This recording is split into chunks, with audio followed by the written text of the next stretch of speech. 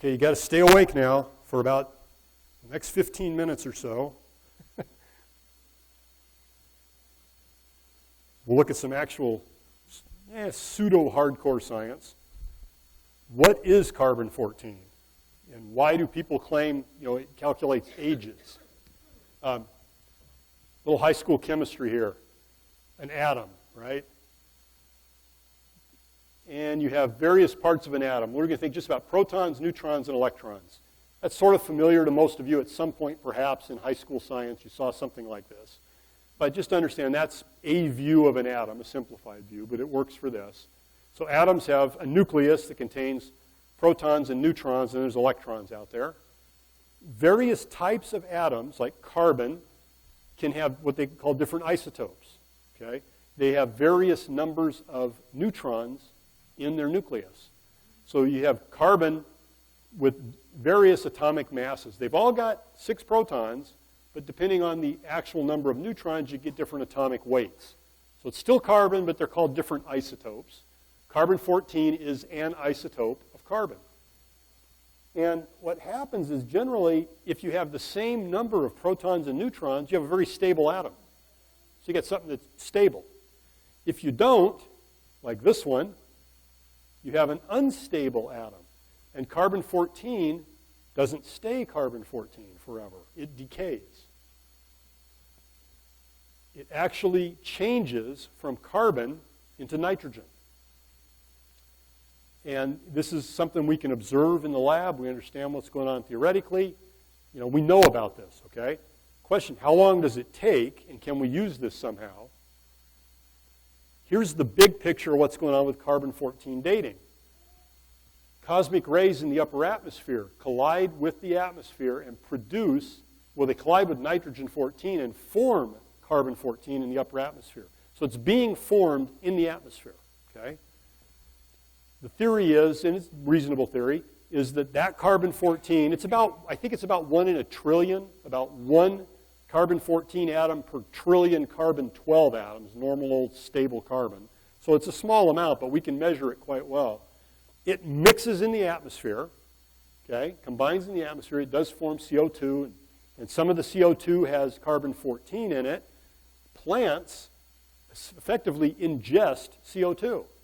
So it gets into the plants, and then we eventually eat plants. Vegetarians tend to eat them directly, and carnivores eat animals, which at some point back down the food chain ate plants.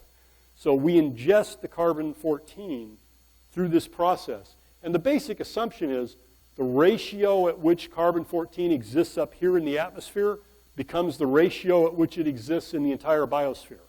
So the assumption is we know how much carbon-14 is in every living body compared to the carbon-12.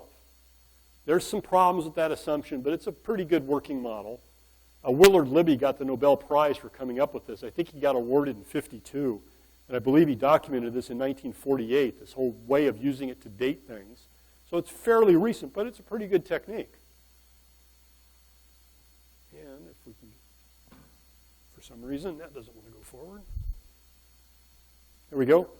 A little more detail that I don't want to belabor of the process by which we get carbon-14 produced is one type of basically neutron capture, and there's beta emission that goes back. You give up a particle, and carbon-14 goes back to nitrogen-14. So it's a cycle, okay? The details really don't affect us. What did I do here? Oh, well. Now, this was something I didn't know until recently. I thought the rate of carbon-14 production was well known. Now they're saying, well, it's sort of poorly known as of 2008. The reactions can be modeled in the atmosphere, or you can look at the current contributions and try to backtrack it, but attempts to directly measure the production rate had not agreed with these models very well. Interestingly, they look at what's here on the surface of the Earth, the carbon that's out there. There's just billions of tons of carbon in the crustal rocks of the Earth, oil, coal, all that stuff. And when they try to extrapolate backwards from there, they don't quite match. Well, I'll show you a reason why they may not match, a scientific reason. if you're willing to believe there was really a global flood. It helps fix this problem.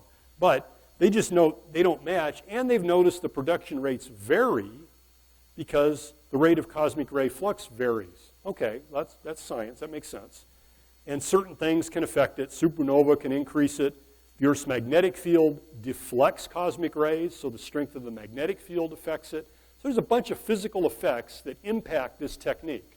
But in general, it does a pretty good job of letting you at least calculate some reasonable ages. Most of it's fairly well known. Now that was, not me saying it. This guy, Radiocarbon, Revolutions in Understanding. And there's that life cycle. Now, half-life. The way the decay works is you got a bunch of carbon-14. In one half-life, half of those atoms decay to nitrogen-14. So if I got 1,000 to start with, after one half-life, which is measured today at 5,730 years, half of them, 500 of the original 1,000, have now become nitrogen. Only 500 are left. In another half-life, I'll only have 250 left. In another half-life, I'll only have 125 left. That's how a half-life works, okay? And when a living creature dies, it stops eating. So we stop ingesting this ratio of carbon-14 and carbon-12. So, boom, you die, you've got a ratio in your body that we think we know, and then the carbon-14 starts decaying. Well, it was already decaying, but you're not ingesting anymore. So what carbon-14 is, the dating technique is, we can calculate how long we think something has been dead. There's the half-life idea in a picture. So every half-life, half of it decays. By the way, notice these years. That's not millions of years, it's thousands of years. Carbon-14 cannot be used to calculate a date of 60 million years. People have that misconception. It's a technique that's only useful for shorter periods of time. It's different decay techniques that work somewhat similarly for dating, getting the older ages. Uranium decays to lead, potassium decays to argon, rubidium to strontium. There's a whole bunch of them. Those techniques are what are used to come up with millions of years or billions of years ages. But we're looking at carbon-14. It decays much faster. So,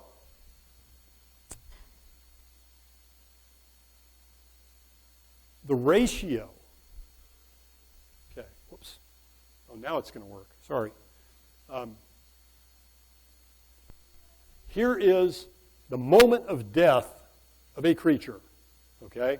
And it has this ratio, carbon-14 to carbon-12. And the assumption is it had that ratio its whole life. When it dies, that's the ratio. But over time, you can see the carbon-14 is decaying. So the ratio is becoming smaller and smaller and smaller. And eventually, there's so little left that it's simply not measurable by the laboratory techniques. The AMS technique, even as good as it is, you cannot measure any carbon-14 at all, and it will calculate an infinite age, meaning there's no carbon-14 there as far as we can tell. That's the expected result for anything, certainly beyond 103,000 years.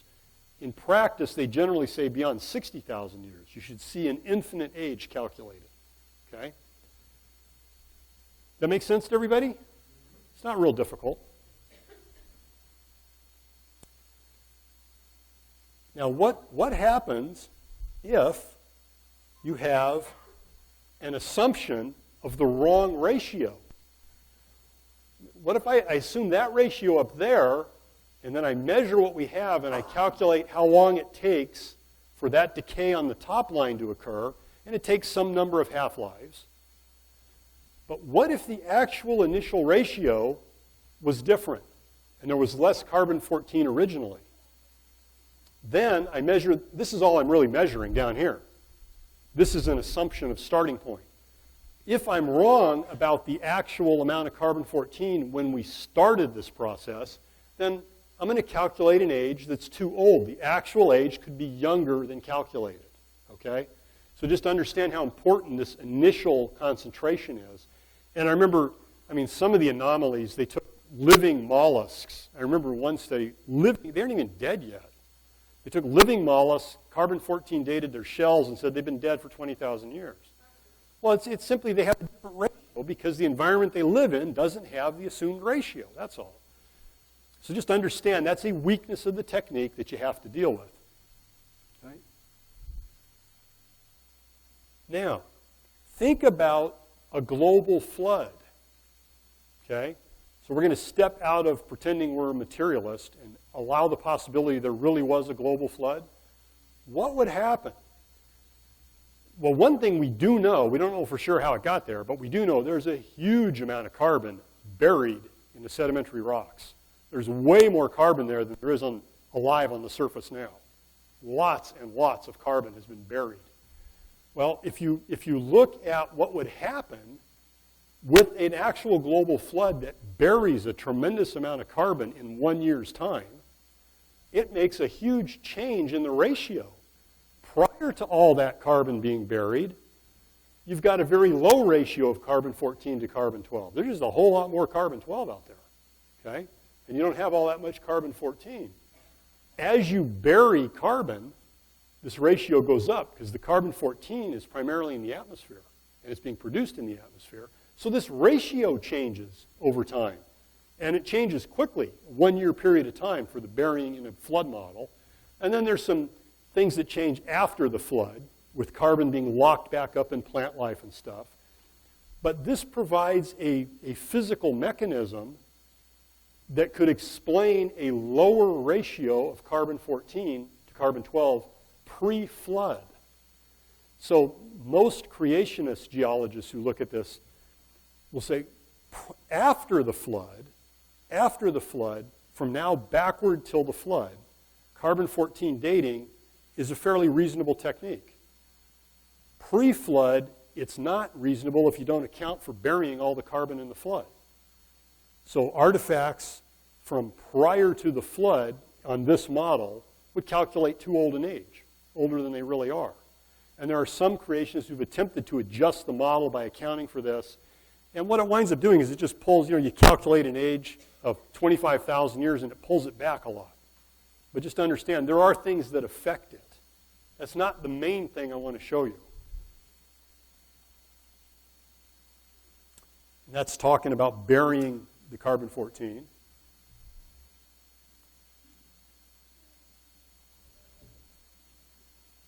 And, okay. Now, does that make sense? Is that completely, those who care? That's how carbon-14, now I want to show you something interesting related to applying carbon-14 dating to specimens, getting them carbon dated. I mentioned AMS. We have this accelerated mass spectroscopy technique, which didn't exist 50 years ago. It's a fairly new technical technique, and it very precisely measures carbon-14. That's why we think we can go enough half-lives to be, 60,000 years or so of accurate measurements. Okay? It's that technique. Didn't used to exist.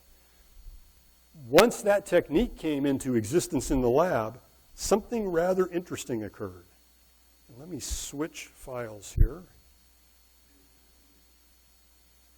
What happened was items, specimens that should not have carbon-14 in them do.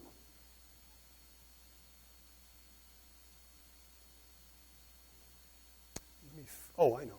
Excuse me while I fumble around here briefly. There we go. This is just one example. Some crazy creationists took dinosaur bone samples and carbon dated them.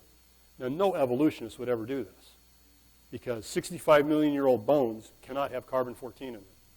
Just like they physically cannot have soft tissues either, based on chemistry and laboratory science. But they can't have carbon-14 either. So some creationists have dated dinosaur bones.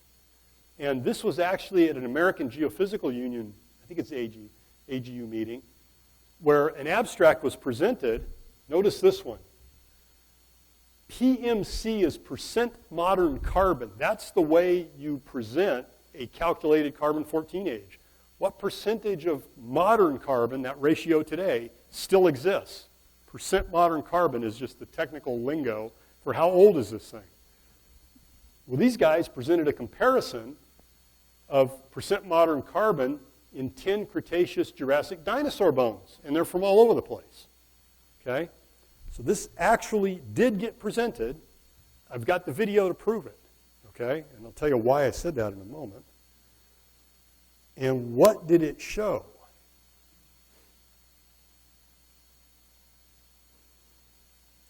Okay. If I can get my other file up here, like, oops, get the correct one. Here we go. And I have to fumble around a bit because if I open this in the extended window, it doesn't work correctly. It's technology for you. Okay. This was the information in their abstract, which was presented at this meeting. And there, that column are the calculated carbon-14 ages for all of these dinosaur bones.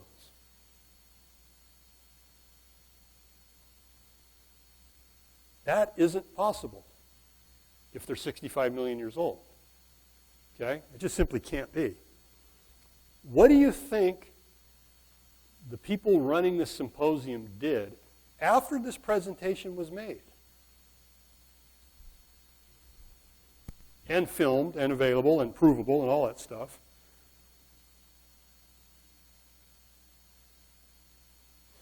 Here is what's on the website now about the sequence of presentations. There's number 4. There's number 6. Number 5 was that presentation. They went and removed it from the schedule after it was done and pretend it never happened. Instead of trying to explain, if they don't believe those results, they should be doing science and trying to explain why are we finding all this carbon-14 in these dinosaur bones. And it's all over the place.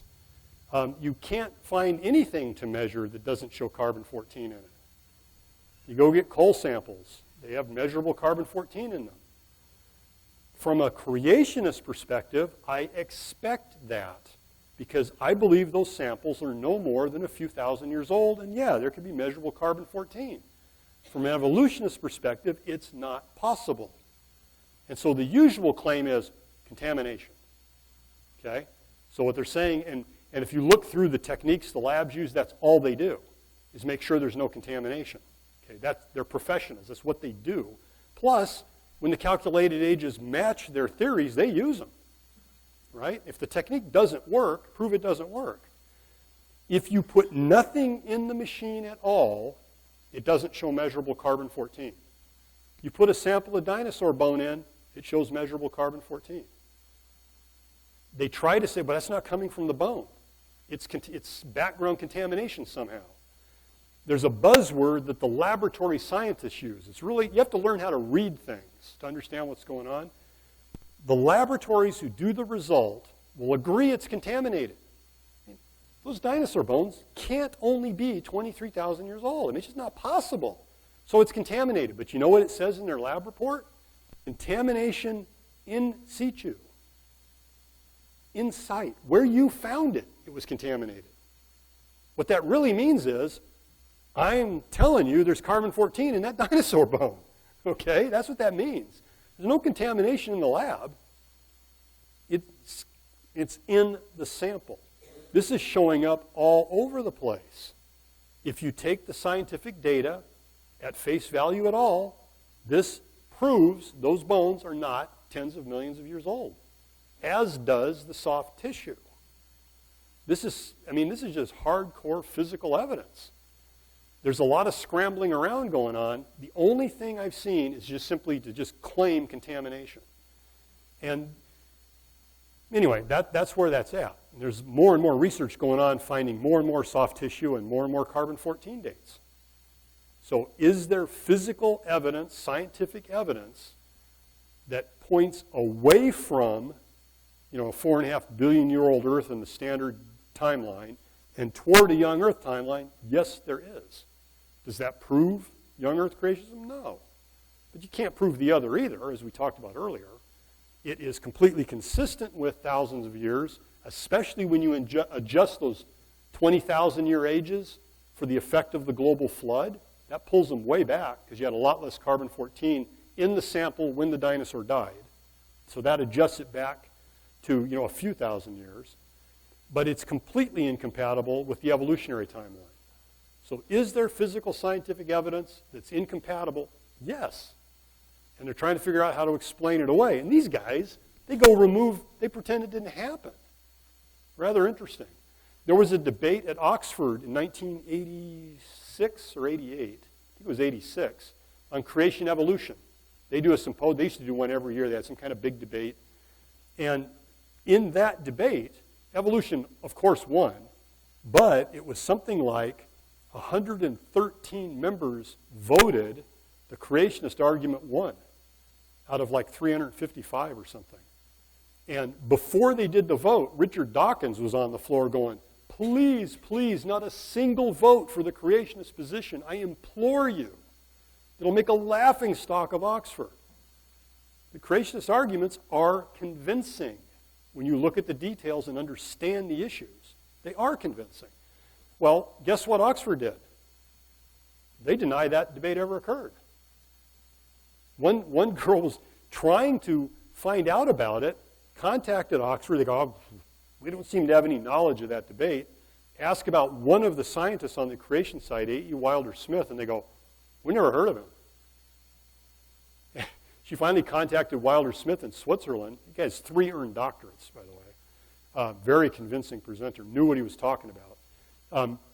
This girl happened to track him down, sent him a letter, so he sent her back a copy of the letter from Oxford confirming his participation in the debate.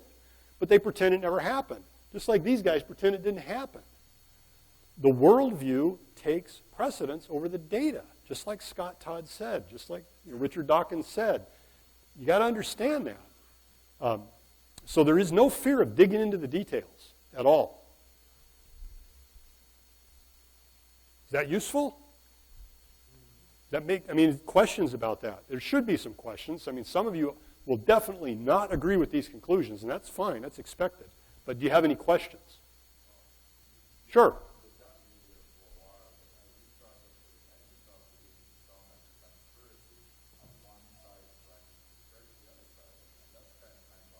It is.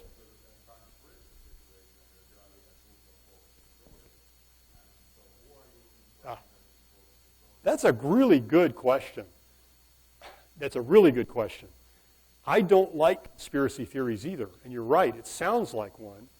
There have been people, forget creationists for the moment, there are people who don't agree with the standard science in certain areas, like, for example, the Big Bang, but not creationists, other atheist cosmologists who have been pointing out for years in writing, in print, that all the physics research in cosmology, the funding for the research is controlled, like 95% of it's controlled by 2 people in the United States, in old Western culture, and that you can't pursue a PhD degree if you don't agree with the Big Bang. If you've got your doctorate and you're doing research, and your research contradicts the Big Bang, like Halton Arp is a classic example. He actually worked with Hubble. He was an astronomer researcher out in California. What's the name of the observatory? Palomar? I forgot what the big one is out there. That's where he worked.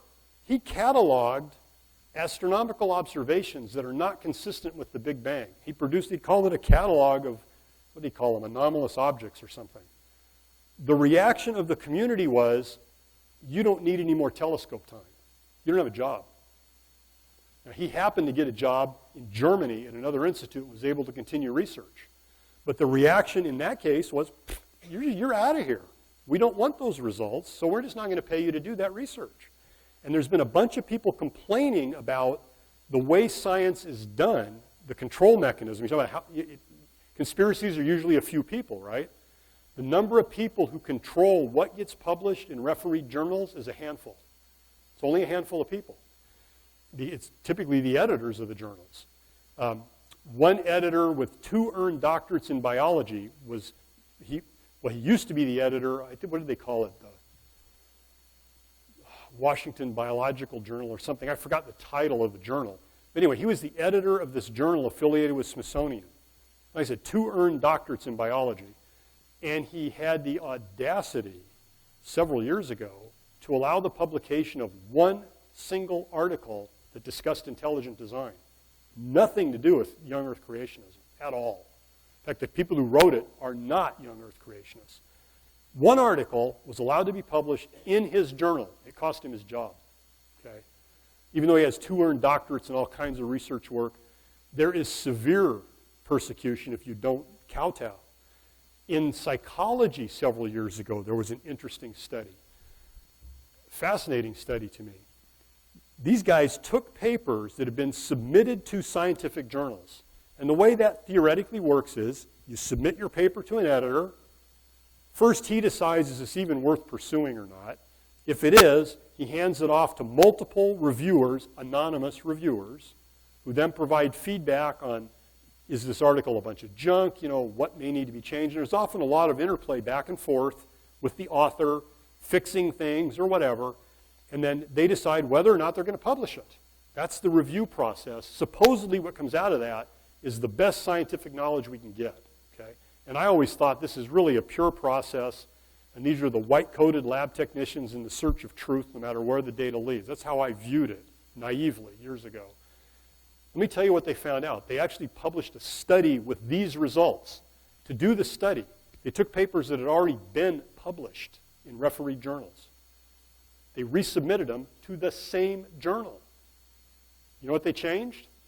The name of the author and what institution the author was affiliated with. That's all they changed. Almost all of the editors didn't even recognize they've already seen this paper and published it. Didn't recognize it at all. And virtually all of them were rejected for publication. And the reason the study was done is they were saying, we've got a problem with the control of what gets published. Their conclusion was, this is no longer about the scientific content and validity of the papers. It's an old boys network. If you've got the right name and the right affiliations, you get published. And in the last 15 years, especially the last 10, I don't know if you guys have noticed it, there's been a whole bunch of uncovered fraud in refereed publications, especially in medical research, because there's big dollars tied to that. They found professors have been publishing for 20 years and never did any research at all. They made it all up. But if his name's on a paper, it gets published. And I was talking to I had a chance to work with these Chinese atheists, visiting scholars at Vanderbilt University, that I got to know them because several of them come to our congregation to improve their English language speaking skills. We have a ministry there called FriendSpeak. My wife's participated for years and become very good friends with a number of these people. They're great people. And they're far away from home. Their family's in China. They're lonely. And they're just nice people. Well, I got brought into that because several of them, once they got to know people, they had questions. Basically, it boiled down to, in fact, it was put to me this way several years ago. You folks seem like really nice people. You know, and you seem like you're intelligent. Why in the world would you believe anything in that Bible's true? That was the question. A serious, absolutely valid question from an atheist PhD scientist. Very good question. So the person who got the question asked calls me. Oh, help. How do I answer this question? So I got involved presenting information to them about worldviews, contrasting them and talking about things. I was talking to one neurology. He's now a PhD. He was completing his dissertation in neurology. And I started to talk to him about the refereed literature. He cut me off. You know what he said? He goes, 90% of the results can't be reproduced. I go, you know that? He goes, yeah. 90% of the results in the medical literature cannot be reproduced when we go try to do the experiment again. Isn't that incredible? That's not what I thought was going on.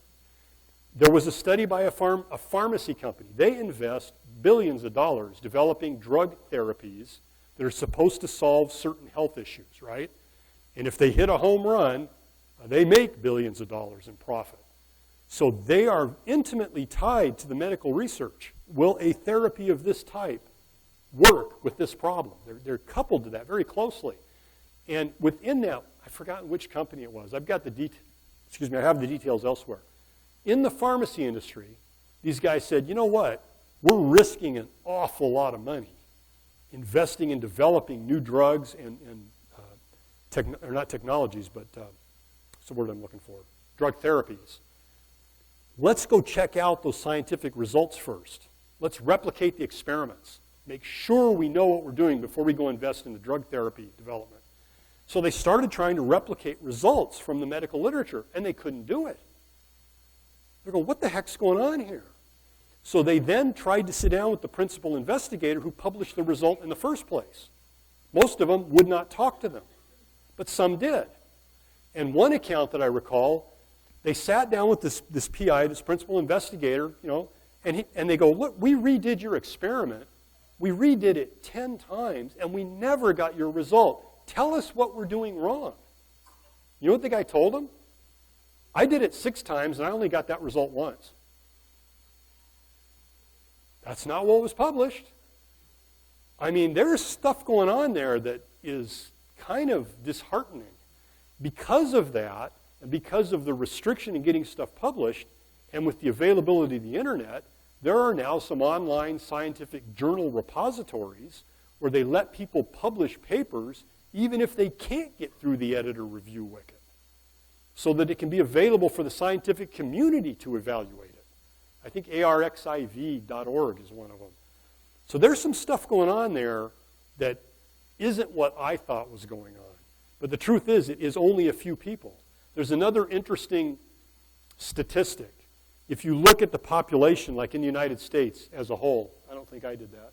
Somebody's trying to tell me something.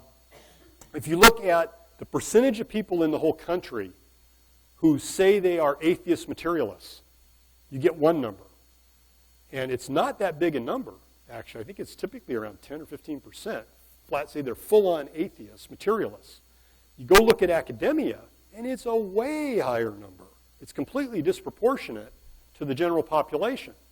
Well, what does it take to join academia? Your advisor has to approve your work. You got to get accepted into the system. At any point, you can be booted out. There's a whole bunch of, they call them ABDs, all but dissertation. They did all the coursework. They could never get their dissertation approved. Okay?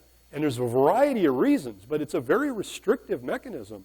Then if you get approved and get your doctorate, by the way, in print, there are evolutionists who say absolutely no creationist should ever be awarded a science degree, doesn't matter what work they do. Secondly, if they've already got a PhD and we find out they're a creationist, we should be able to remove their PhD. Okay? I mean, those are in print. If you're not an evolutionist, you absolutely will not get my recommendation to go to medical school. I don't care what your grades were in my classes. That's a professor in Texas. That's a huge issue to pre-med students. Those recommendations are hugely important. There is persecution all over the place to avoid anybody not saying I'm an evolutionist, period, and accepting all of it. And it doesn't take a lot of people, unfortunately, to do it. It's surprising, the structure that's there. The stuff with the fraud, I mean, go look it up. Go look up fraud in referee literature. It's become a significant topic because of what's been discovered recently. Very disheartening. That doesn't at all mean all these scientists are liars. That's not what that means at all. And it doesn't tend to happen in areas, there's 2 areas where I see real problems. One is evolution is sacrosanct. I mean, you just can't challenge that. That is because of protecting naturalism. I showed you what these guys say. You cannot allow the divine foot in the door. You can't even consider intelligent design. Forget it. If you have not seen the video Expelled that Ben Stein put out a few years ago, watch it. Has nothing to do with young earth creationism. Has only to do with the absolute suppression of any anti-Darwinian evidence in science within academia. Watch that video. Person after person after person losing their jobs. Okay? I know one guy was teaching biology in high school. He lost his job teaching biology. You know what he did? He brought in a refereed article, biology article from a refereed journal, and showed it to his students. The details of the article were challenging to Darwinian evolution. Boom, you're not teaching high school biology anymore. He showed them published science. Remember what I showed you with Indiana University? Undergrads are told it's absolute fact. Nobody questions it. Then you go talk to the experts. They go, I don't understand evolution, and nobody can explain it to me. Two different perspectives. And there is a lot of work to keep what I've been showing you guys.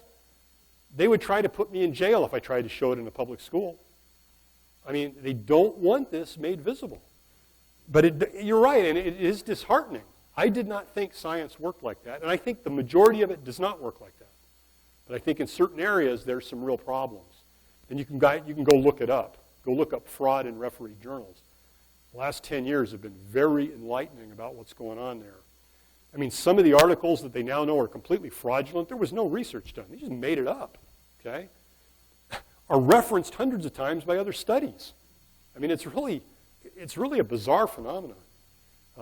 But the structure doesn't mean it takes a lot of people. And the other truth is the vast majority, almost all research scientists working in a lab, these issues have no impact at all on what they do. It's just a non-issue. They don't even think about it. It doesn't affect anything with what I'm doing in the lab. So, it doesn't play in their world. It's funny to read articles about biology or even other subjects, refereed articles, and it's almost, you'll read this article and it's great science. It's got nothing whatever to do with evolution, okay?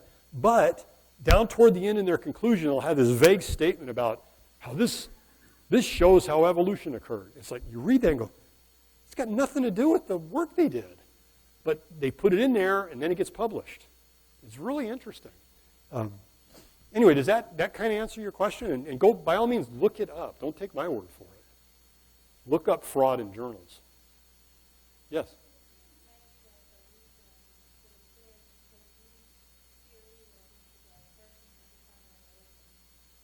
It has. Atheism is there are a group, what did they call them? There was a group they called the New Atheists that were very adamant.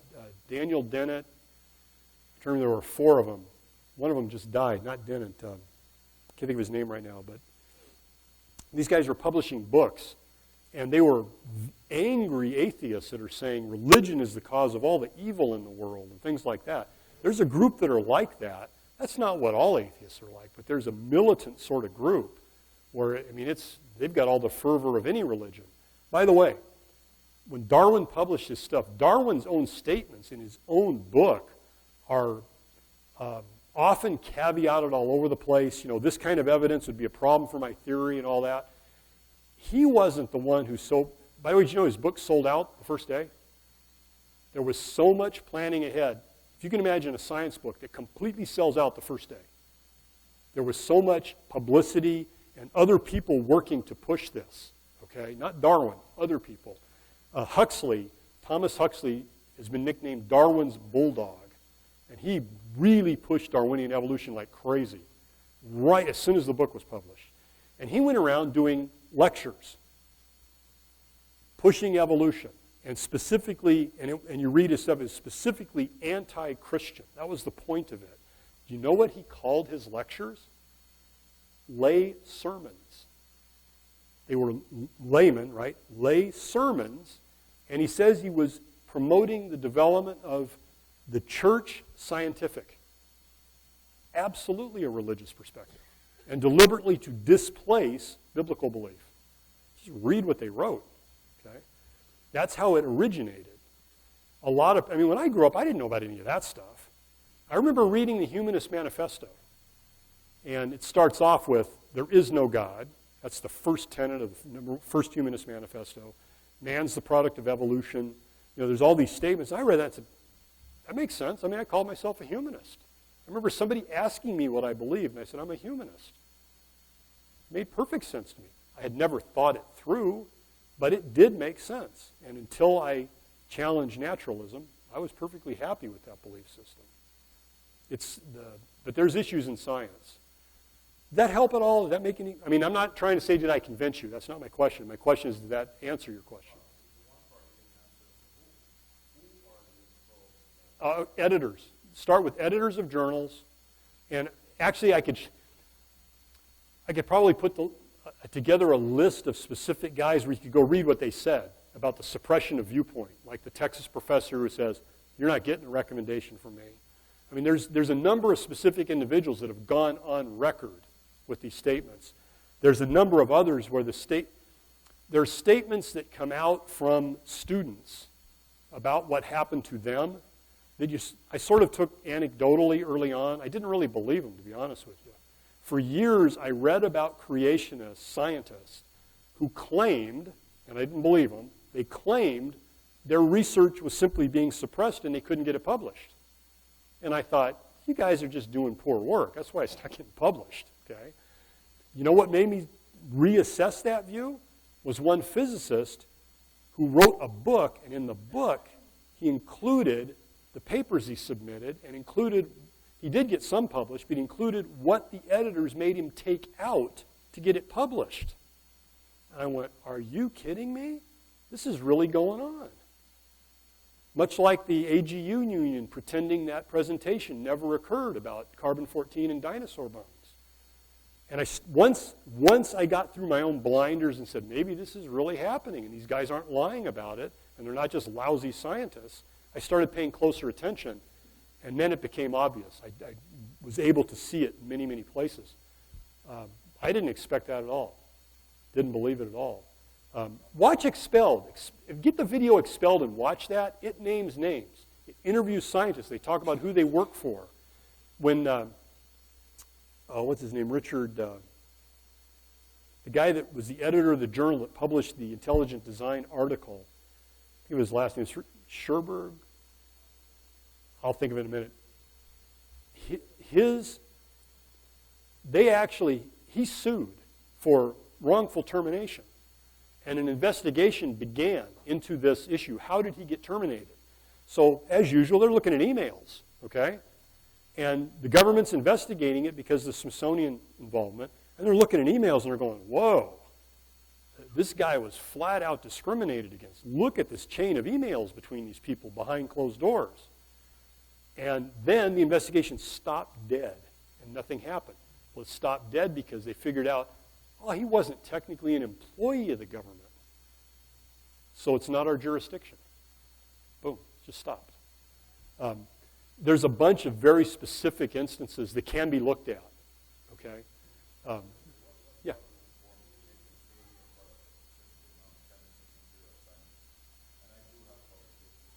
Right.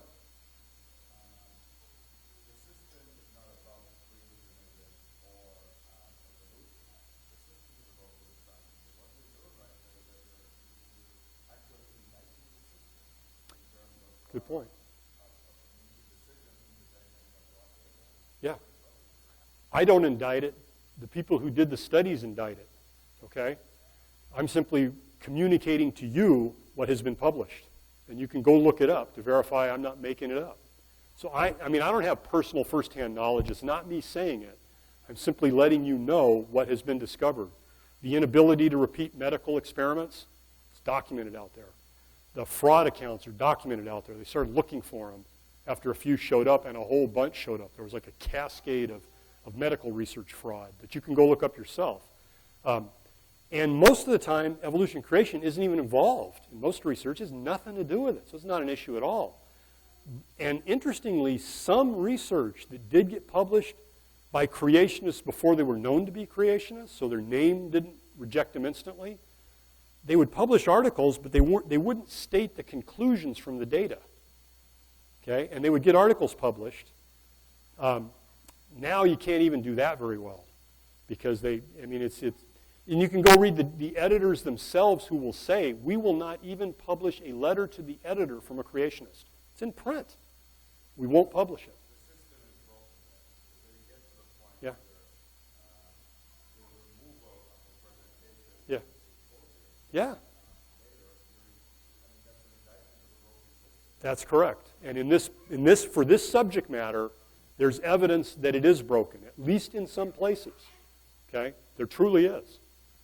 It's something that surprised me when I first encountered it, and I've been looking into it more in the last 10 years in particular, and especially the last 5, with the occurrence of discovered fraud. Like I said, mostly medical research because there's so much money involved there.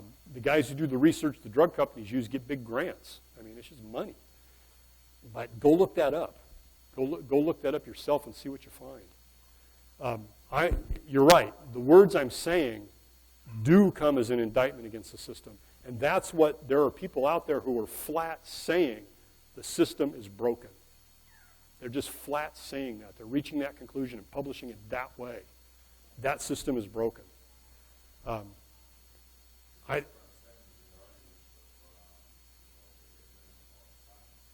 Yeah.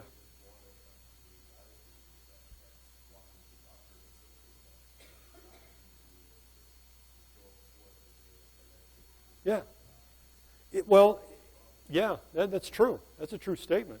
And it's funny how it works. I mean, one guy I worked with years ago was a very, very intelligent physics student.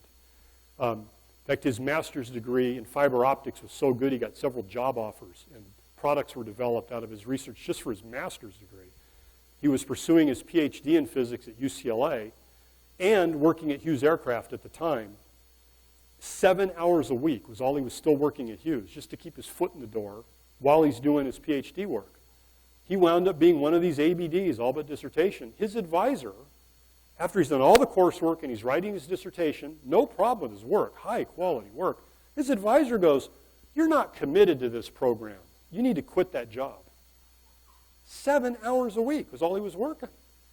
And he basically goes, "You're crazy. It's got nothing to do with the science." And he dropped out of the program, another ABD. Went on and did all kinds of great stuff at Hughes. But it's funny how you've got to make the guys happy. I mean, it's just that portion of it's the way the system works. If your advisor doesn't like you, or does, for whatever reason, that's a problem. I don't know if you went through a PhD program or not. I know a bunch of people who did. In fact, it's interesting. There are some interesting anomalies to this.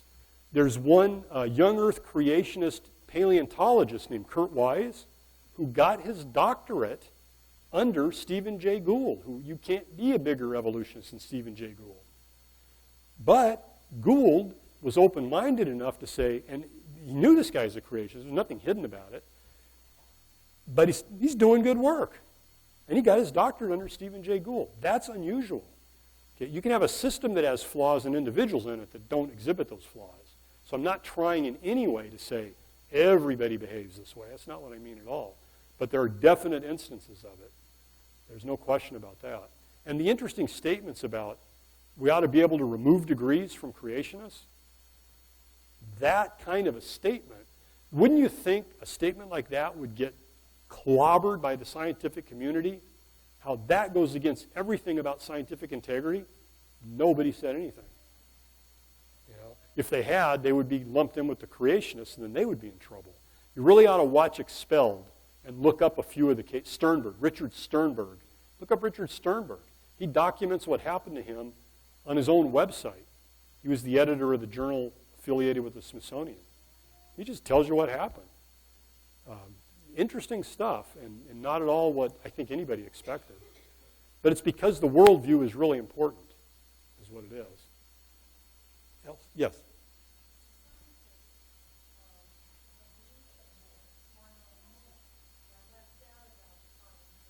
Yeah.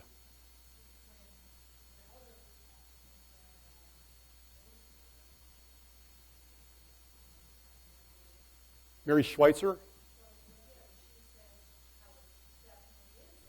Yeah. Well, she was talking about soft tissue, not carbon-14. Different. Correct. And she admitted this goes against everything we know in chemistry and everything you know in our laboratory experiments on how biological materials dissolve. It contradicts all of that.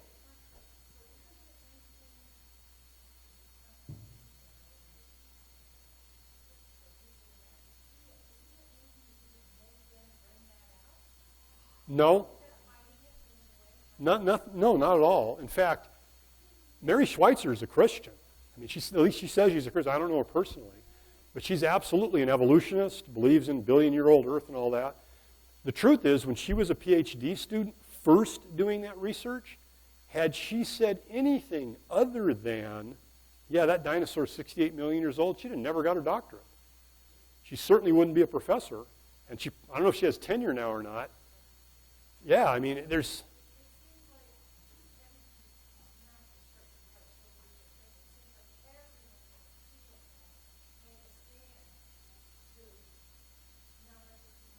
Well, most people, it doesn't affect them. It's a sideline. It doesn't affect their research. And to even comment on that issue is just to bring all kinds of trouble on themselves. James Tour, the professor at Rice, he signed a document that simply said we ought to investigate whether Darwinian evolution is sufficient. That's all it says. He didn't say, I'm not an evolutionist. And he got all kinds of flack. And he's going, you're telling me I can't even say this? And go to his website. And he goes, nobody can explain this, and if anybody should understand it, I should. You know, that's him. He's not a young earth creationist at all. He is a tenured professor, and he's still got a job. Very interesting. There are some people who are willing to take what's occurring and move it up to visible. Not very many. But there are some. It just is what it is. What's interesting to me is, knowing where I was at, where I simply believed everything coming out of the realm of science was really true and just sort of like beyond question. I just start with those things being true and then I go forward from there.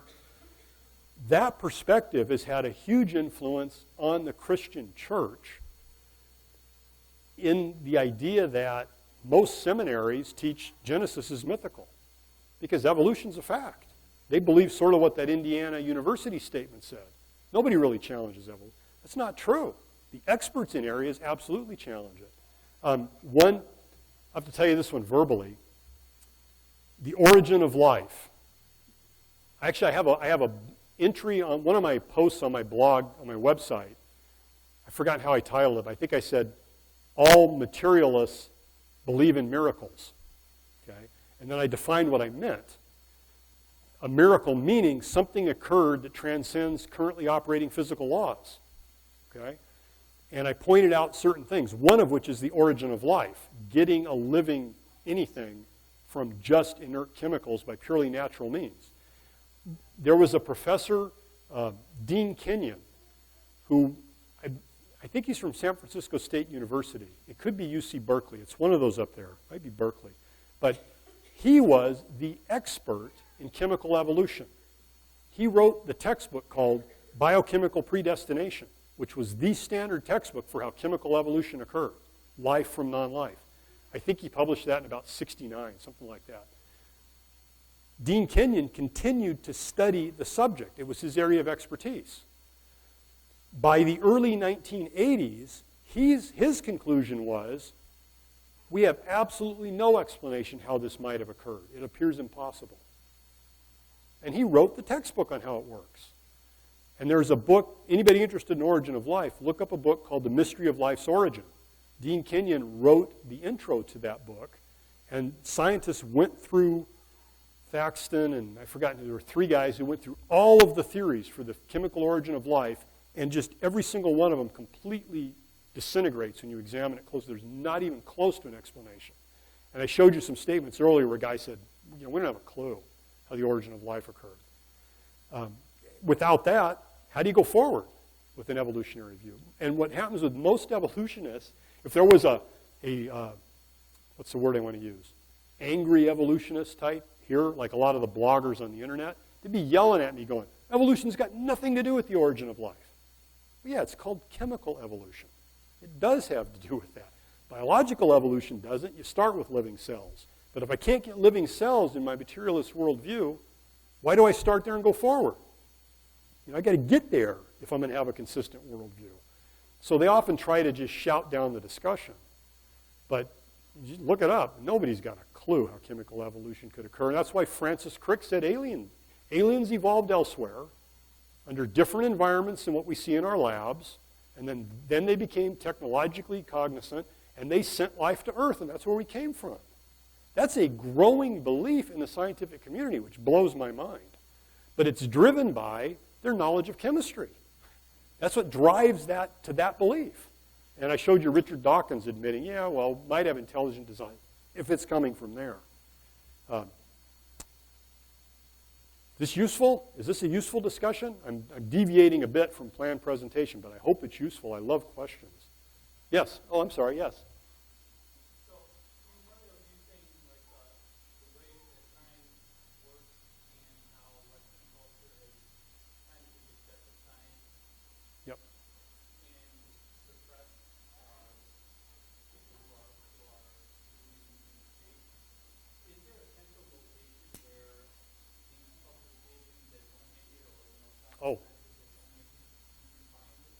Yeah, interestingly, there for at least, I think the oldest journal I'm aware of is maybe 40 years old. There are 3 or 4 refereed journals that allow creationist publications. They go through the same type of refereed process with an editor and review, same process, but journals that will entertain a creationist article. And Creation Research Society has one that I think is maybe 40 years old now. The society itself is about 60 years old. Creation.com, Creation Ministries International, has the Journal of Creation that I think is about 30 years old now. I think the oldest copies I have are from back in the 80s. I think the journal is itself about 30 years old. There's one that's actually, and you can subscribe to those, they're not terribly expensive, and they're very interesting. There's also a refereed technical journal called the Answers Research Journal, ARJ, that's available for free. It's a web-only journal through Answers in Genesis. You can go there and select their Answers Research Journal. That one's only about, I think it's only 4 or 5 years old. It's young, but they've got several issues. So there are places where people can publish articles on creation science. And it's interesting to me. I mean, I follow all that stuff, and I'm part of the Creation Research Network. And it's really interesting. I mean, there's a lot of stuff nobody knows. And these guys fighting with each other back and forth, trying to figure out how certain things may have worked, is very enlightening, to say the least. So there are venues, there are publications. Absolutely. Pardon me? That's one of them, Institute for Creation Research. They're in Texas now. They used to have a graduate school in California. They moved to Texas, and Texas refused to let them have an educational, no, you're teaching creation? No way. You're not getting accredited. So they no longer have a graduate school of science. But ICR's one. Answers in Genesis has the Answers Research Journal. Creation Ministries, or creation.com, they're Australian-based, but they're actually in several countries worldwide. They have the Journal of Creation. I've got shelves full of these journals over the last 25 years or so. So there is a lot of research going on.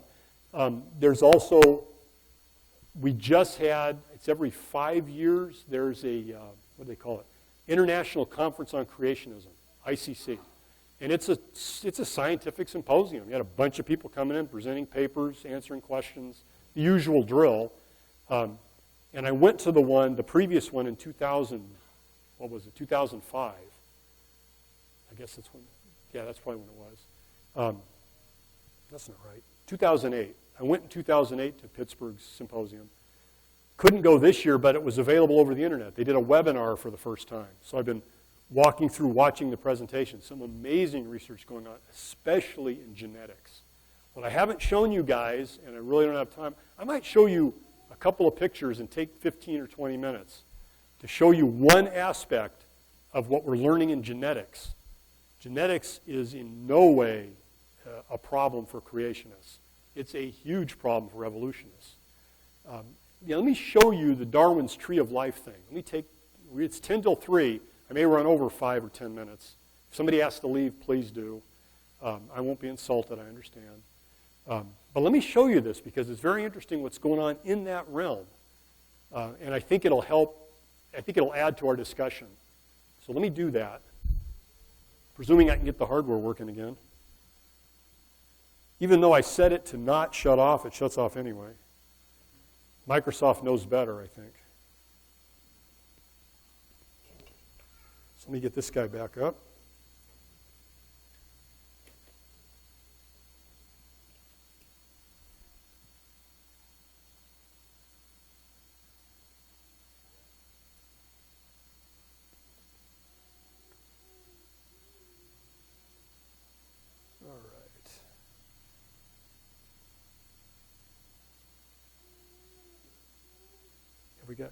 There we go. Where did I set my mouse? There it is. Lost track of my mouse, sorry. Here is the cover of New Scientist 4 years ago. Got New Scientist a lot of grief, okay? I mean, it says, New Scientist, and here it says, cutting down the tree of life. We're talking about Darwin's Tree of Life. And the article was discussing, I'll show you some of the issues, there are serious issues with the notion of the tree of life, a single ancestor and all that, the common stuff, what I was always taught. Let's see if I can get this thing to work again.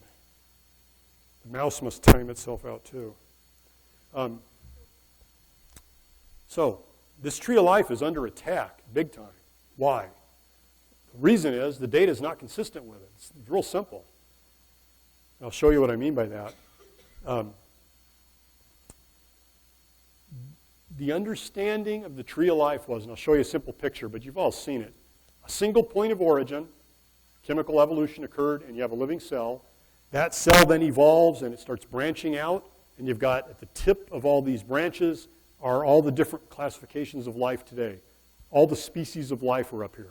And you've got this whole tree, and I'll show you a picture in a minute, all coming from one, and the branches up the tree show the developmental evolutionary history. So if you chase back down one of those, that's where you came from, whatever the creature is, okay? It's the history of evolutionary development is encapsulated in the tree. Darwin drew this right in his own journals, and it's fundamental to the entire concept. What's the problem with it?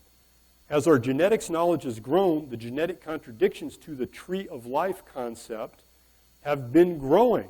For at least the past 20 years, some scientists have been saying that the tree idea doesn't work.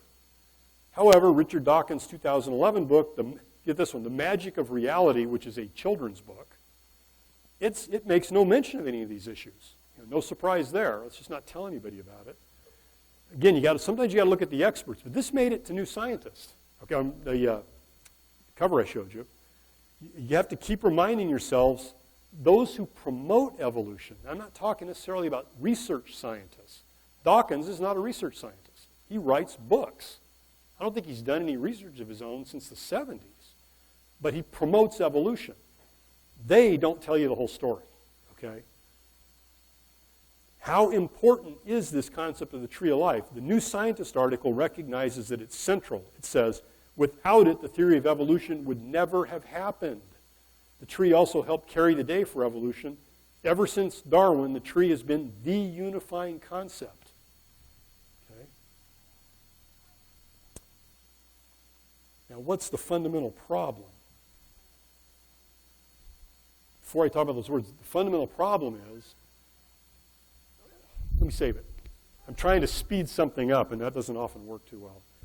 So, modern scientists debunk it. Genetic tests on bacteria, plants, and animals increasingly reveal different species crossbreed and form hybrids more than originally thought.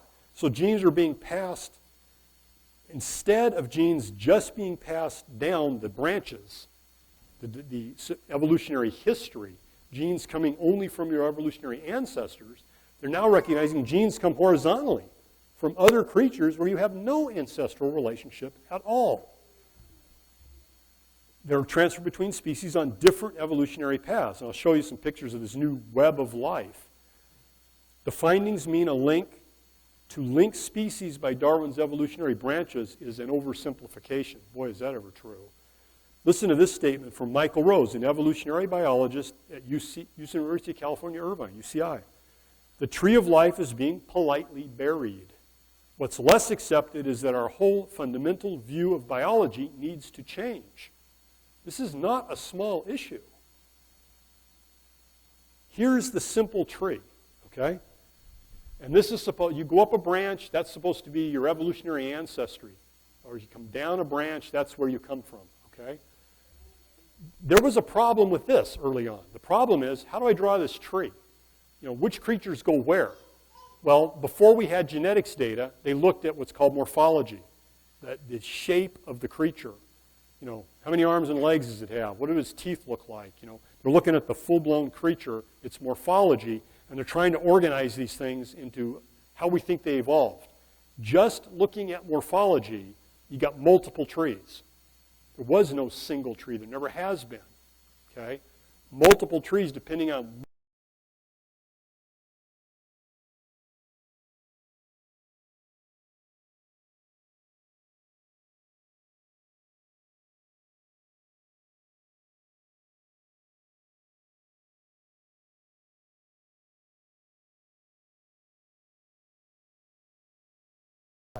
right out of the New Scientist magazine. Okay? And notice the bottom. It's not a single point of origin. Multiple points of origin. Those of you who want to look something up, look up James Shapiro. He's got an interesting perspective. He says you can't even talk about life without using system engineering concepts. And he almost makes it magical. You ought to read what he says. And J. Craig Venter. Venter is an expert. He actually sort of created synthetic life. He's an expert in the genome, absolute laboratory scientist and expert. His may be still the only human genome fully sequenced. He did his own genome fully sequenced. He says there is no such thing as a tree of life. That was a failed experiment. Okay? But look at this, multiple, and no single point of origin either. So multiple origins, and then you can't figure out how you evolved.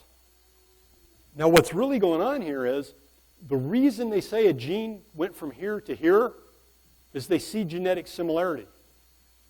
So I see similarity, so I assume it transferred. Okay? We do know genes can transfer. Endogenous retroviruses move genetic information across. It's fascinating. They use a design mechanism to do it, but it's real. Okay?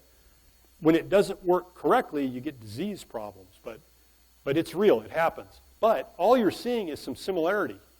Okay? Is that evidence against intelligent design? Not at all. Designers very often reuse subsystems from a design in multiple applications. In fact, they almost always do. From an intelligent design perspective, you're not at all surprised to find low-level similarities in genomes.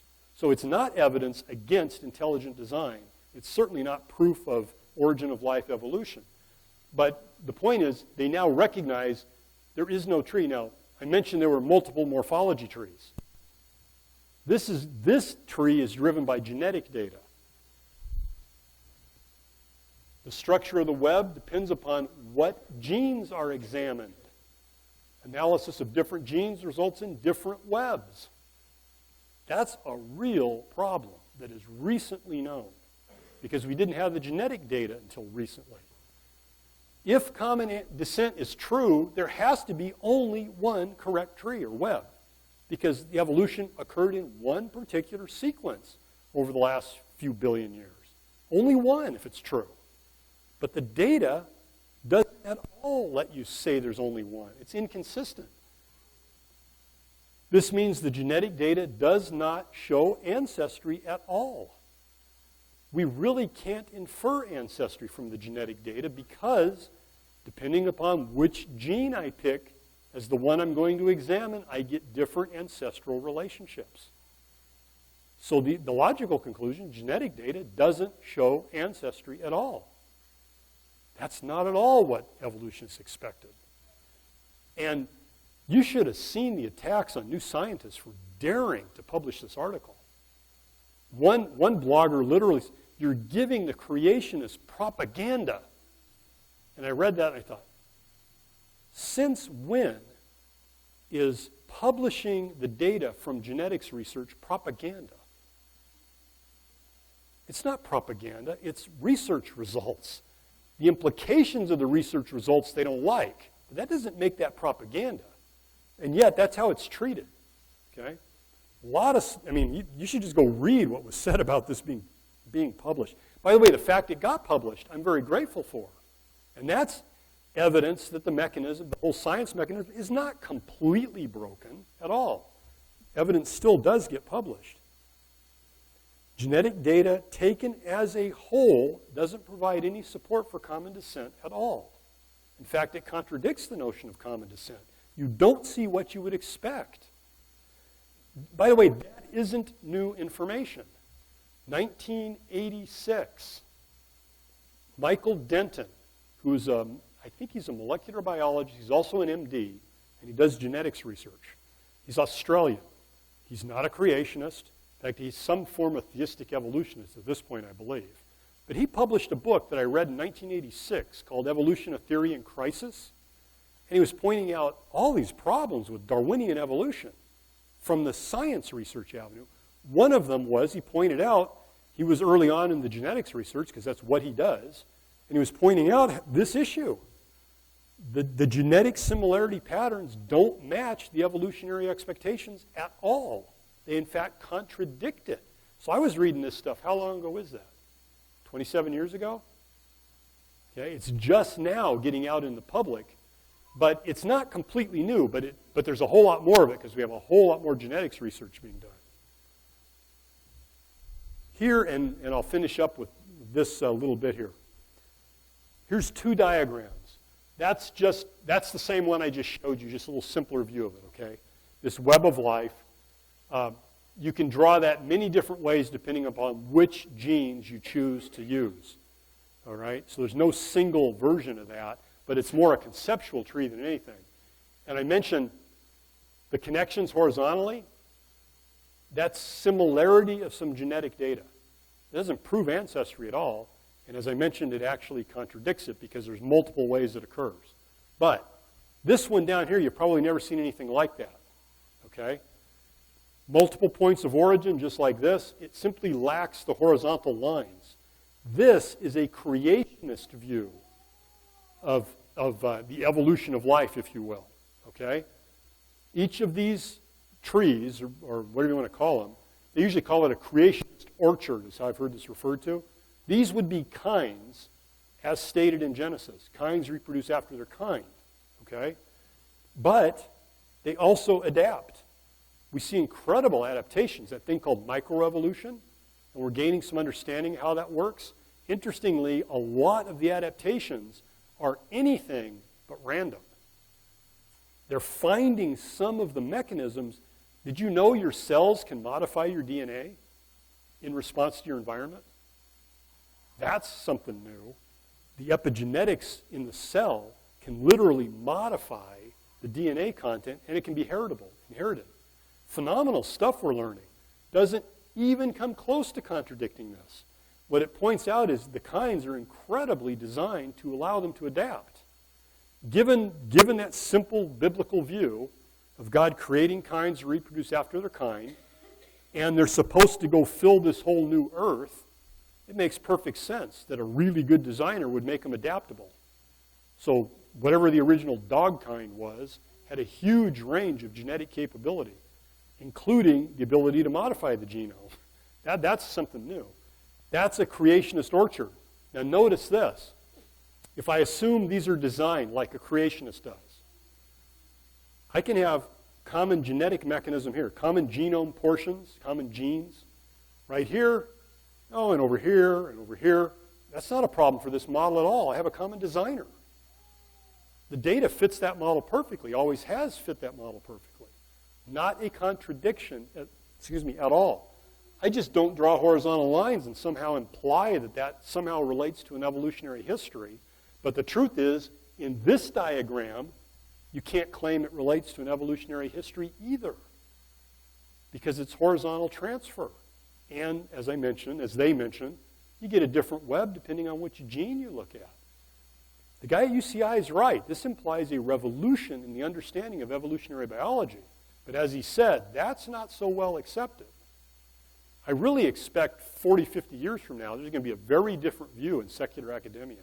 They're going to have to deal with this data. Now, that doesn't mean they're going to become creationists. That will not happen. But there will be some other view. Guys like James Shapiro at the University of Chicago, they're moving toward a mystic view of life, where it's got some type of mystical creative capabilities within the cell itself. Okay? There's others. Stuart Kaufman was one of the main guys in the whole chaos movement. He's a mathematician from the Santa Fe Institute. He flat uses the word magic. If I remember, Kaufman, I think, uses the word magic about getting life from non-life, that somehow it's inherent in dead matter to self-organize into life. Okay? That's a mystical type belief. That is growing in response to this data in science and genetics and chemistry. So I don't expect all of a sudden the academic world is going to become creationist at all. I expect more of a movement toward this mystical view of life. Anyway, enough of my words. Does this make sense? What I explain here makes sense? Okay. main thing I want you to walk away with, I mean, I know PhD biologists and geneticists who are full-on young Earth creationists that are actually published in the genetics literature. One guy was well referenced. He was one of the inventors of the gene gun that was patented. He's a professor emeritus from Cornell. And their research, what we're learning in genetics, is consistent with, doesn't prove, but is consistent with a biblical creationist view. It is inconsistent with the Darwinist view. That's just, I mean, that's sort of undeniable. Whether that means Darwinism's wrong or not, there's a lot of biologists who say it's wrong. One last thing, because I keep thinking of stuff. And this kind of gets back to your question about suppression or conspiracy type thing. A group of evolutionary scientists wanted to get together to have a scientific meeting and discuss the problems with Darwinian evolution. They are not creationists, they're evolutionists. And discuss alternatives. They're saying we know Darwinian evolution and natural selection as a driving mechanism is just simply insufficient. We want to have a scientific meeting to discuss this and try to move forward. So they had to have it by invitation only. And they had it in Europe. I forgot what country housed it. And, let's see, what did they call it? Altenburg. It occurred in Altenburg, and it was written up by Susan Mazer, I think, a science writer. She wasn't even allowed to go to the meeting, but she documented it. You could look, there's a book called the Altenburg 16. These 16 evolutionary scientists had to get together in a secret, invitation-only, closed-door meeting just to discuss these problems and say, we need to move on. There's incredible suppression from Darwinist evolutionists against non-Darwinist evolutionists. They fight with each other a lot. It's really interesting to watch. The Altenburg 16 was quite interesting. One of the evolutionary biologists who for years wrote against Darwinism was Lynn Margulis, who I think she's now deceased recently. She was married to Carl Sagan for years and years and years. Well-known evolutionary biologist, never a Darwinist. For decades said that doesn't work. And she had her own theories of evolution. When you go look at it, somebody asked me once, what would you say? I actually was a medical school student that I knew, a Christian medical school student who was not an evolutionist, and almost got nailed with the question about evolution in the hallway with one of his advisors, and realized this is a really dangerous point in my potential career here. So he talked to me about it later. He said, fortunately, somebody else came by and the discussion dissolved, but he was like, whoa, where is this going? He was afraid he was going to get asked about his belief in evolution. And he knew what would happen if he said he doubted it. So he came and talked to me. He goes, what would you say? And I said, well, first of all, I don't have a career at stake, okay? But what I told him was, I would say, first, would you define what you mean by evolution? Do you mean the Neo-Darwinian synthesis? Do you mean Margulis's? Do you mean this theory, this theory, this theory? I would name 5 or 6 different evolutionary theories. Which one are you talking about? They're contradictory. Which one are you referring to? And say, I have doubts. You know, these writers all contradict each other, and so I'm not sure which of these may be correct. But exhibit knowledge of it and try to get out of being nailed down.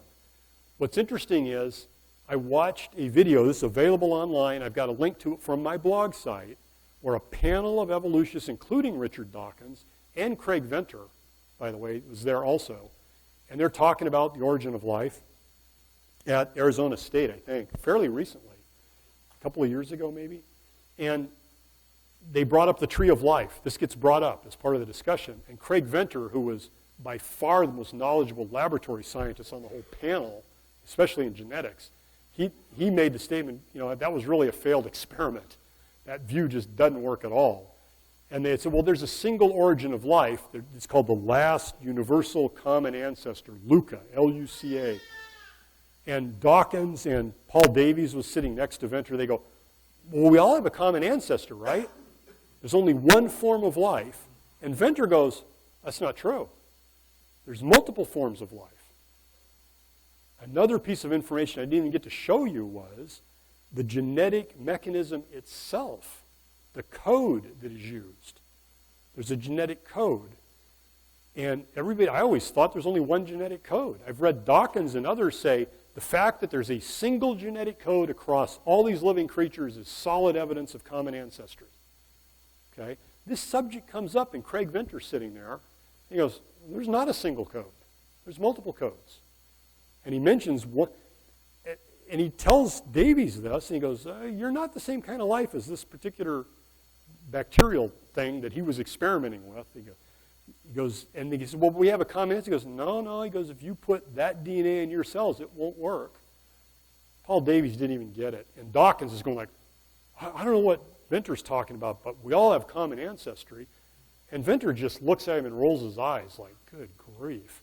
Well, there's also a link to a website documenting how many different genetic codes we now know about. Dawkins in print said, well, yeah, there's one big genetic code. Everything uses it with a couple of really minor exceptions that don't really have any impact at all. You know how many there are? When this was first published, it was 2 years ago, 17. There were 17 distinct incompatible genetic codes. Okay? There's now 19. 2 more have been found in the previous 2 years. It's like different languages. The DNA from one of those creatures cannot be used in the mechanism of another one because it can't decode it correctly. It just doesn't work. That's one of the reasons why they're showing multiple origin points. They don't even have the same genetic code mechanism. There's all kinds of stuff being learned, which is compatible with a creationist view, causes enormous problems with an evolution view, any kind of evolution view, and is completely incompatible with a Darwinian evolution view, the type every school child is taught. That one is like provably false. You can't prove the whole concept is false. A lot of difficulties, but Darwinian evolution, the simple one, that's just like provably not true. But that's what's presented to all the school students. So, is that a conspiracy? I think it's just people being consistent with their worldview.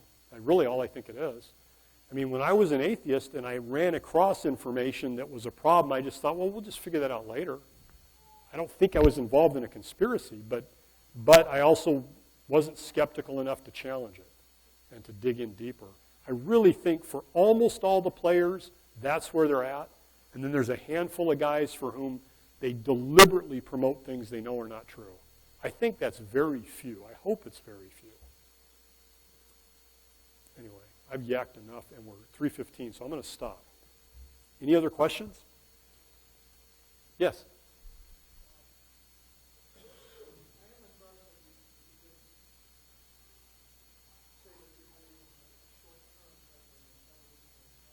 Mm-hmm.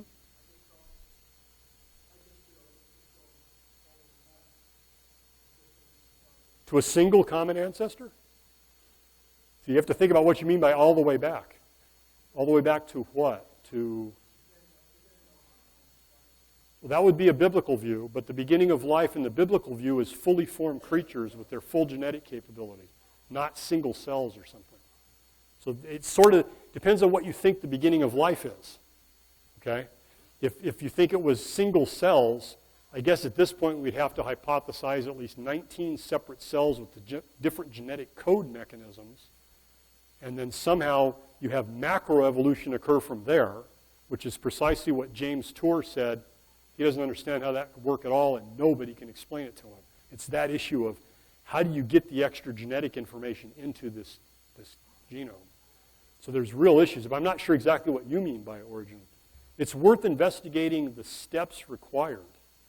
And what I finally realized, I was confused for a long time, till one concept hit me like a ton of bricks, and it should have much earlier. The use of the word evolution. It's used multiple ways. I mentioned that earlier.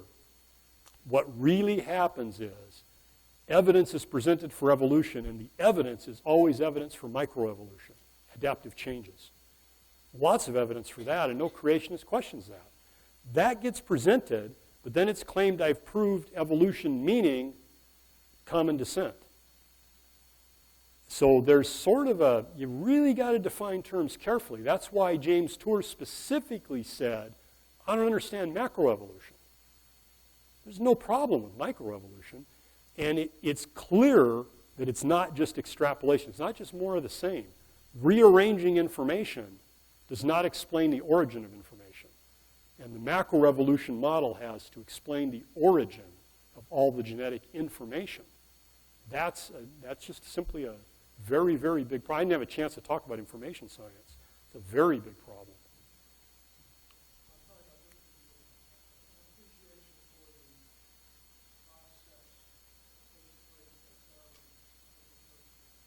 Oh, yeah.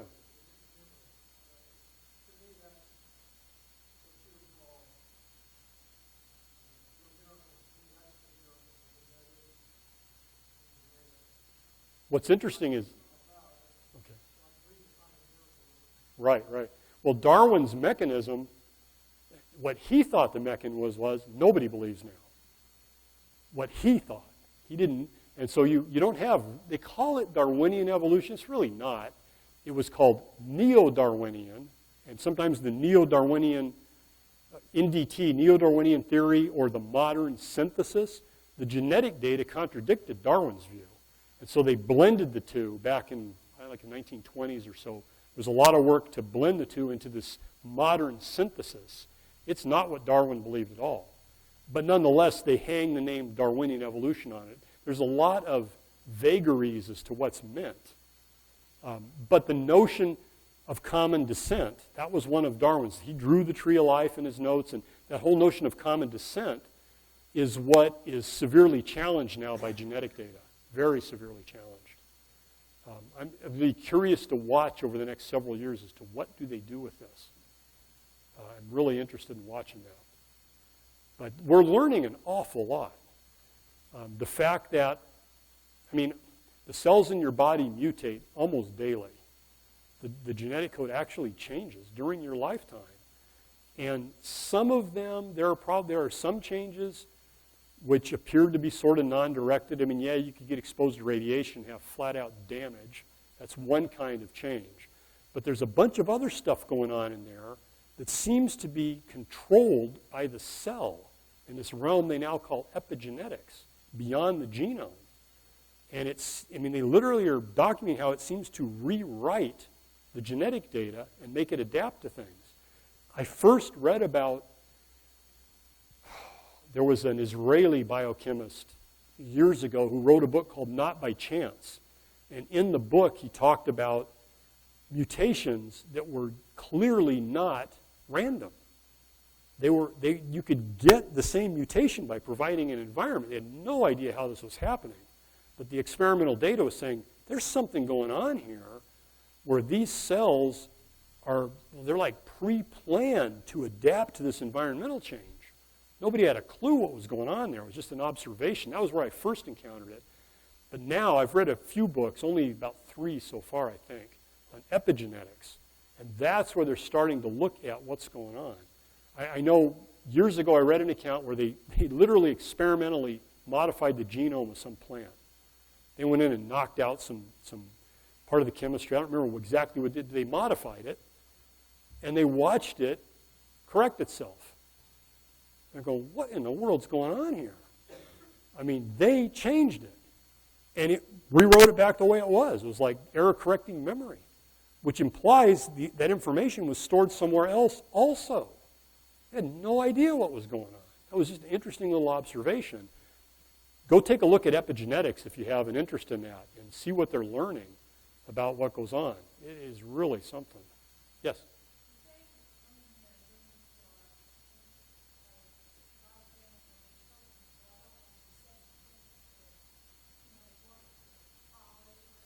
Yeah.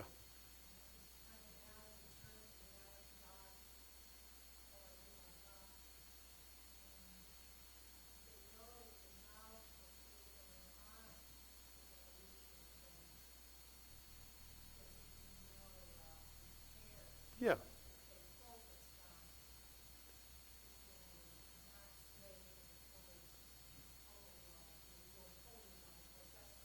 Yeah. And there are some, I know of specific instances, for example, I heard from a minister about one young guy who was very involved in youth group, very involved in church his whole life. He goes away to college, he comes back, he hadn't even completed one full semester yet. It was like around Thanksgiving. He walks into the minister's office at his church, drops a stack of paper on his desk, and goes, "That's why I'm never coming back here." And it's what he had been convinced of in less than one semester at college. My suggestion is dig into it. Don't take what you're told at face. That Indiana University stuff, now if somebody tried to force feed me that stuff, I'd shove it right back down their throat. They can't defend that. Those are not true statements. But yet, how many college students expect that or have any idea of even questioning it? You know, that's the ugly part of it. But again, that isn't surprising from a biblical perspective. It's not surprising at all. Disheartening maybe, but not surprising. Interestingly, there are, and I know a number of them, people who didn't even grow up in the church, grew up as atheists, scientists, and looking at the data, became creationists and became Christians. So it kind of goes both ways. Any other questions? I sure appreciate your attendance. Yes?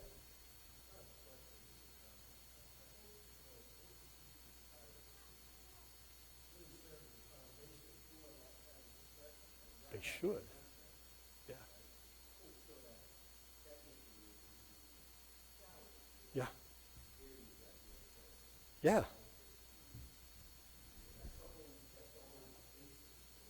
That's what it's supposed to be. They call it the academy. I mean, it's supposed to be a forum in which you can discuss the ideas. On this particular subject, that's not the case at all. And that's where you got a number of people, not just creationists, but non-Darwinian evolutionists, who are saying, we got a real problem here. We can't even talk about other forms of evolution. But yeah, the theory, and that's how I thought it really worked. That's how it should work, but that isn't how it works, unfortunately. Not in all cases. There are some exceptions, like Kurt Wise getting his doctorate from Stephen Jay Gould is amazing. I know one astrophysicist who got his doctorate, I think at University of Colorado, and he was a published creationist while doing his PhD work, but he published under a pseudonym because he's afraid he wouldn't get his degree if they knew he was publishing this research. So it varies, but yeah, I wish it worked that way. By the way, interestingly, shouldn't we have that same environment within the church where we should have an open forum to talk with each other? I mean, unfortunately, within the church, we often do the same thing. We suppress discussions, and there's people who walk away from the church because of that. So we ought to look inward and say we need to be open-minded enough to not be afraid of questions and be willing to talk about things. I know one of the guys, he's a Church of Christ minister. He was at our congregation for a while. Great guy. He's now moved back down to Oklahoma, or Texas rather. But he told me he had questions as a young man, and he got what I think is the worst answer you can get. I told him, it's lucky it was you and not me. I think God knew with my failings psychologically, had I grown up in the church and got answers like this, I would have been out the door so fast it wouldn't even be funny. He goes in and asks serious questions. You know what he gets told? You shouldn't ask questions like that. What a terrible answer. And yet it happens within the church. We do the same thing sometimes. So we need to be very aware. Let's look in the mirror, at how we deal with stuff. Yes?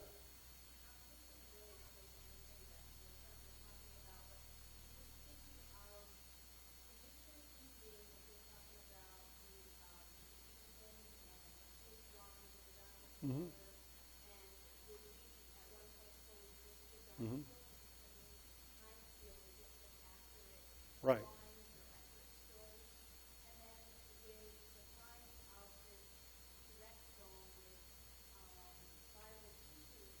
Right. Yeah.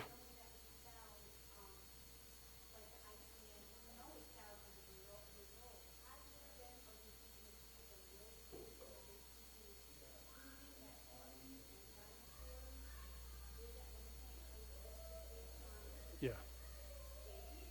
I think that it will likely it'll be forced to be accepted. I mean, suppose they found a living dinosaur in the Congo right now. That's a possibility. What would the evolutionist community do with that? They would simply do what they did with coelacanth. Must be a small, isolated population that somehow didn't change for 65 million years and didn't go extinct. And they would still keep all the ages for all the other fossils and just sort of take that data and just kind of put it on a shelf and not let it have any big influence at all on the overall theory. They've already done that with creatures found alive that were supposed to be extinct, even beyond the age of the dinosaurs. So I don't think it would have a huge impact on the evolution. Probably wouldn't have affected me. I would have been quite willing to accept the idea that, oh, that population just didn't go extinct. We got lots of creatures that show no change in 300-400 million years.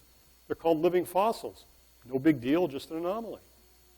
So whether it has any kind of big impact or not, I think that depends on the heart of the individual.